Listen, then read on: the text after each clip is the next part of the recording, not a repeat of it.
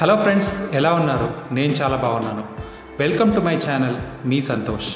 ఇవాళ మరొక important and useful టాపిక్తో మీ ముందుకు వచ్చాను.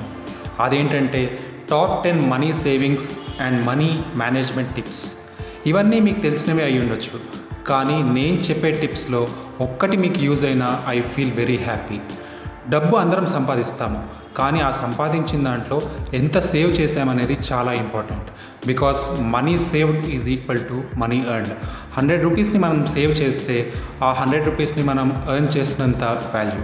మనం చిన్న చిన్న టిప్స్తో, చిన్న చిన్న అలవాట్లతో డబ్బుని ఎలా సేవ్ చేసుకుంటాము, అనవసర ఖర్చులను ఎలా తగ్గించుకోవాలో ఇవాళ టాపిక్లో చూద్దాం. సో టాపిక్లోకి ఎంటర్ అయ్యే ముందు please like, share and subscribe to my channel. మీకు శాలరీ రాగానే కొంత అమౌంట్ని తప్పకుండా సేవ్ చేసేసుకోండి. ఎందుకంటే మంత్ ఎండింగ్లో సేవ్ చేసుకుందాము అని అనుకుంటే ఖర్చులన్నీ పోయిన తర్వాత మంత్ ఎండింగ్లో మనకేమీ మిగలవు. కాబట్టి మీకు ఇన్కమ్ రాగానే అట్లీస్ట్ 30% ఆఫ్ మీ ఇన్కమ్ని ఒక సపరేట్ బ్యాంక్ అకౌంట్కి ట్రాన్స్ఫర్ చేసుకోండి.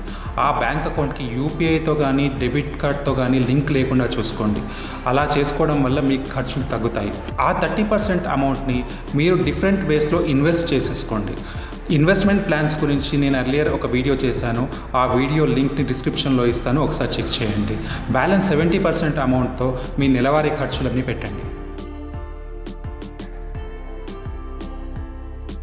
ఎవ్రీ మంత్ మీకు అయ్యే రెగ్యులర్ ఖర్చులను మెన్షన్ చేస్తూ ఒక బడ్జెట్ని ప్రిపేర్ చేసుకోండి. Monthly expenses like water bill, power bill, maintenance charges, ఒకవేళ రెంటల్ హౌస్ అయితే రెంట్ ఎంత, లోన్స్ ఏంటి, పిల్లల ఖర్చులు, గ్రాసరీస్, ట్రాన్స్పోర్టేషన్ ఛార్జెస్, ఇలా అన్నీ మెన్షన్ చేస్తూ అవన్నీ టోటల్గా ఎంత అవుతుంది అనేది క్యాలిక్యులేట్ చేసుకోండి.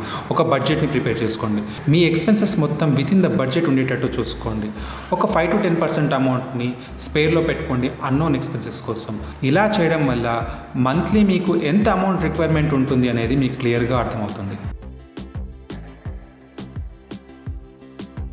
ఎవ్రీడే మీరు పెట్టే ప్రతి ఖర్చుని ట్రాక్ చేయండి. అది 100 అయినా కావచ్చు, 1000 అయినా కావచ్చు, 10,000 అయినా కావచ్చు. మీరు పెట్టే ప్రతి ఖర్చుని ఒక డైరీలో రాసుకోండి. మార్నింగ్ టు ఈవినింగ్ మీరు పెట్టే ప్రతి ఖర్చుని నైట్ పడుకునే ముందు ఒక 5 minutes టైం స్పేర్ చేసి ఒక డైరీలో నోట్ చేసుకోండి. ఇలా మంత్ మొత్తం రాసుకొని మంత్ ఎండింగ్లో మీరు పెట్టిన ఖర్చుని మొత్తాన్ని ఒక్కసారి రివ్యూ చేసుకోండి. దీనివల్ల మీరు ఎన్ని అనవసర ఖర్చులు పెట్టారనేది మీకు ఒక ఐడియా వస్తుంది. సో దట్ నెక్స్ట్ మంత్ మీరు ఈ తప్పు చేయకుండా జాగ్రత్త పడగలుగుతారు. మీరు పెట్టాలనుకుంటున్న పెద్ద ఖర్చులు ఏవైతే ఉన్నాయో, ఒకవేళ అవి ఇంపార్టెంట్ కాదు అని అనుకుంటే ఒక 1 week 10 days పోస్ట్ పోన్ చేయండి. ఎందుకంటే ఇప్పుడు ఇంపార్టెంట్ అనిపించినవి ఒక 10 days తర్వాత మనకు నాన్ ఇంపార్టెంట్ అనిపించవచ్చు. ఒకవేళ మీకు 10 days తర్వాత కూడా అది ఇంపార్టెంట్ అని అనిపిస్తే అప్పుడు ఖర్చు పెట్టండి.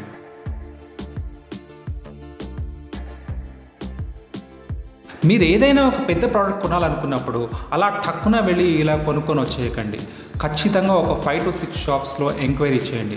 ఫర్ ఎగ్జాంపుల్, మీరు ఒక టీవీ కొనాలనుకుంటారు, ఒక మొబైల్ కొనాలనుకుంటారు.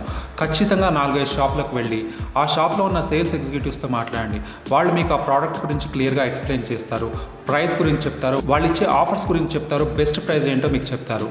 తర్వాత ఇంటికి వచ్చి ఆ ప్రైజెస్ మొత్తాన్ని కంపేర్ చేసుకొని ఎక్కడ బెస్ట్ ప్రైస్ ఉంది, ఎక్కడ బెస్ట్ ప్రోడక్ట్ ఉంది డిసైడ్ అయ్యి నెక్స్ట్ డే వెళ్ళి ఆ ప్రోడక్ట్ని కొనండి. దీనివల్ల మీకు బెస్ట్ ప్రోడక్ట్ తక్కువ అమౌంట్కి వచ్చే అవకాశం ఉంది.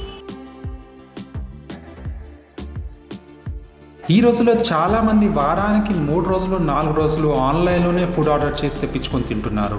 ఇది చాలా బ్యాడ్ హ్యాబిట్. మీ అందరికీ తెలుసు, మనకు 2 అద్భుతమైన యాప్స్ ఉన్నాయి.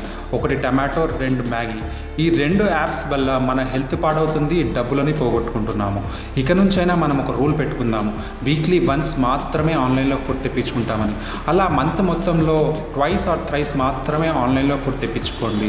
వీలైతే ఈ 2 యాప్స్ని అన్ఇన్స్టాల్ చేసుకోండి. దీనివల్ల మన హెల్త్ బాగుపడుతుంది, డబ్బులను సేవ్ చేసుకుంటాం. ఇప్పుడు నేను చెప్పబోయే విషయం చాలామందికి రిలేట్ అయి ఉంటుంది. నెక్స్ట్ టైం మీరు సూపర్ మార్కెట్కి కానీ ఈమార్ట్కి కానీ వెళ్ళినప్పుడు ఖచ్చితంగా ఒక లిస్ట్ ప్రిపేర్ చేసుకొని ఆ లిస్ట్ ప్రకారమే కొనుక్కోండి. అంతేకాని అక్కడ కనిపించిందల్లా మనకు అవసరమే అని కొనడం వల్ల బిల్లు తడిసి మోపెడవుతుంది. ఇంకొక ఇంపార్టెంట్ విషయం ఏంటంటే, ఈమార్ట్కి కానీ సూపర్ మార్కెట్కి కానీ మీ ఫ్యామిలీతో అస్సలు వెళ్ళకండి. మీ ఫ్యామిలీతో మీరు వెళ్ళాలనుకుంటే గుడికి వెళ్ళండి, పార్కుకి వెళ్ళండి, లేదా రిలేటివ్స్ ఇంటికి వెళ్ళండి. అంతేగాని ఈమార్ట్కో సూపర్ మార్కెట్కో మీ ఫ్యామిలీ అందరినీ తీసుకోవడం వల్ల నలుగురు 4 పనికిమాలిన వస్తువులు కొంటే టోటల్గా 16 పనికిమాలిన వస్తువులు మనం కొనుక్కొని రావాల్సి వస్తుంది. అప్పుడు మన ఇల్లు ఈ మాట అయిపోతుంది. అవి కొనుక్కోవడానికి కస్టమర్స్ కూడా ఉండరు. వాటిల్లో కొన్ని వాడి కొన్ని వాడక సగం వస్తువులు పాడైపోతాయి. ప్రతి ఇంట్లో మనీ మైండెడ్ పర్సన్ ఒకళ్ళు ఉంటారు. అలాంటి వాళ్ళు మాత్రమే సూపర్ మార్కెట్స్ కానీ ఈ మార్ట్కి కానీ వెళ్ళి అవసరం వచ్చేవి మాత్రమే కొనుక్కొని ఇంటికి రండి. దీనివల్ల మీరు చాలా డబ్బును సేవ్ చేసుకుంటారు. ఒకప్పుడు మనకు క్యాష్ కావాలంటే మనం బ్యాంకుకి వెళ్ళి చెక్ రాసిచ్చి టోకెన్ తీసుకొని హాఫ్ అన్ అవరో 1 అవరో లైన్లో నిలబడి 5,000 10,000 డ్రా చేసుకొని ఆ అమౌంట్ని ఇంటికి తెచ్చుకొని జాగ్రత్తగా ఖర్చు పెట్టేవాళ్ళం. ఆ తర్వాత ఏటీఎం కార్డ్స్ వచ్చేసాయి. ఏటీఎం కార్డ్స్ వచ్చిన తర్వాత మనీ విత్డ్రాయల్ అనేది చాలా ఈజీ అయిపోయింది. బట్ ఇప్పుడు చెక్ బుక్స్ లేవు, ఏటీఎం కార్డ్స్ లేవు, మొత్తం యూపీఐ జమానా, ఆన్లైన్ పేమెంట్ జమానా నడుస్తుంది. ఈ యూపీఐ యాప్స్ వచ్చిన తర్వాత ఆన్లైన్ పేమెంట్ మొత్తం ఈజీ అయిపోయింది. యాక్చువల్గా పేమెంట్ ఈజీ అవ్వలేదు, మన దగ్గర నుంచి డబ్బు పోవడం చాలా ఈజీ అయిపోయింది. అంతెందుకు, మనం ఒక షాప్కి వెళ్ళి ఒక 10 వస్తువులు కొన్నామంటే ఆ 10 వస్తువులను అతను ఎంతైంది క్యాల్కులేట్ చేయకముందే మనము అన్న స్కానర్ ఎక్కడ ఉంది అని స్కాన్ చేసేసి అమౌంట్ పే చేసేస్తుంటాము. అసలు అతను బిల్ కరెక్ట్గా వేశాడా, ఏమైనా అడిషనల్గా వేశాడా అనేది కూడా కనీసం చెక్ చేయము. కాబట్టి ఎక్కడైతే క్యాష్ పేమెంట్కి అవకాశం ఉందో అక్కడ మనం క్యాషే పేమెంట్ చేయాలి. ఒక 1000 రూపీస్ని మనం ఆన్లైన్లో పేమెంట్ చేసే కన్నా క్యాష్ పేమెంట్ చేయడం వల్ల మనకు ఆ డబ్బు వాల్యూ తెలుస్తుంది. డబ్బుని మనం గౌరవించినప్పుడే డబ్బు మన దగ్గర ఉంటుంది.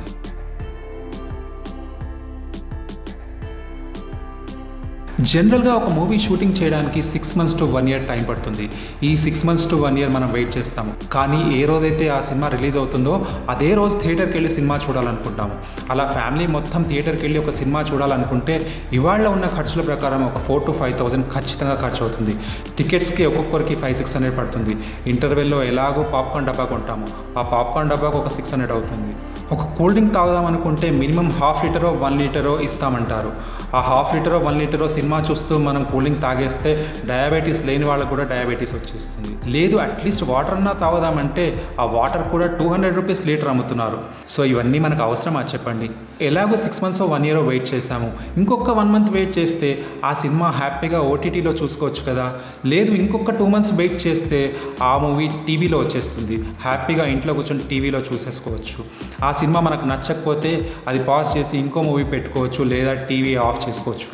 కానీ థియేటర్కి వెళ్ళి టికెట్ తీసుకొని మీరు మూవీ చూడడం స్టార్ట్ చేస్తే మీకు నచ్చినా నచ్చకున్నా 3 గంటలు చచ్చినట్టు కూర్చొని ఆ సినిమా కంప్లీట్గా చూడాల్సిందే. సో ఒక్కసారి ఆలోచించండి, థియేటర్ కన్నా ఓటీటీ బెస్ట్, ఓటీటీ కన్నా టీవీలో సినిమాలు చూడడం బెస్ట్.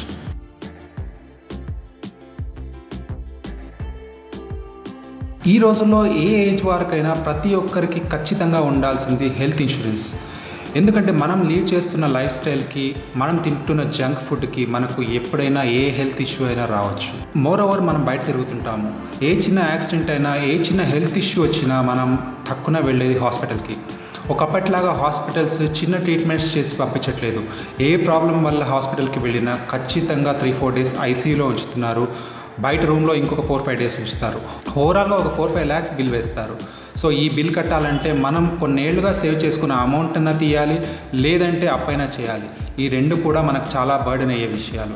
సో ఒక చిన్న ప్రీమియం కట్టుకొని మనం ఒక హెల్త్ ఇన్సూరెన్స్ తీసుకోవడం వల్ల మనకు వచ్చే ప్రాబ్లమ్ని మనం ధైర్యంగా ఫేస్ చేసుకోవచ్చు. ఎవరిపైనా డిపెండ్ అయ్యే అవసరం ఉండదు. ఒక్కసారి ఆలోచించండి, మనం డైలీ యూజ్ చేసే బైక్కే ఇన్సూరెన్స్ చేయిస్తున్నాము, కార్కి ఇన్సూరెన్స్ చేయిస్తున్నాము. మనుషులమండి, మనకి ఇన్సూరెన్స్ లేకుంటే ఎలా? ఖచ్చితంగా ప్రతి ఒక్కళ్ళు హెల్త్ ఇన్సూరెన్స్ తీసుకోవడం చాలా చాలా ఇంపార్టెంట్. జనరల్గా ఫెస్టివల్స్ అంటే మనకు గుర్తొచ్చేది దసరా, దీపావళి లేదా సంక్రాంతి. కానీ ఈ మధ్య కొన్ని ఫెస్టివల్స్ని షాపింగ్ మాల్స్ వాళ్ళు, ఈ కామర్స్ యాప్స్ వాళ్ళు క్రియేట్ చేస్తున్నారు. గ్రేట్ ఇండియా ఫెస్టివల్ అని, గ్రేట్ హైదరాబాద్ ఫెస్టివల్ అని, ఇలా ఒక ఫెస్టివల్ని క్రియేట్ చేసి వాళ్ళు చాలా డిస్కౌంట్స్ ఇచ్చేస్తున్నట్టు ఒక బిల్డప్ ఇచ్చేసి అన్ని ప్రోడక్ట్స్ని అమ్మేస్తుంటారు. మనం పిచ్చివాళ్ళలాగా అవసరం ఉన్నా లేకున్నా ఆ ప్రోడక్ట్స్ అన్నిటినీ కొని మనం ఇంట్లో పెట్టుకుంటాము. బట్ యాక్చువల్గా ఈ ఫెస్టివల్స్ మన కోసం కాదు, ఈ ప్రోడక్ట్స్ అన్నీ మనతో కొనిపించి వాళ్ళు ఇంట్లో వాళ్ళ ఫెస్టివల్స్ చేసేసుకుంటారు. కాబట్టి నెక్స్ట్ టైం మీరు ఈ క్రియేటెడ్ ఫెస్టివల్స్తో దూరంగా ఉండండి. మీకు ఏ ప్రోడక్ట్ ఎప్పుడు అవసరమో అప్పుడు మాత్రమే కొనండి. దీంతో మీరు చాలా డబ్బును సేవ్ చేసుకోవచ్చు. సో ఇదండి ఇవాళ టాపిక్. మీకు ఈ టాపిక్ నచ్చితే తప్పకుండా నా ఛానల్ని సబ్స్క్రైబ్ చేసుకోండి. Thank you, me Santosh.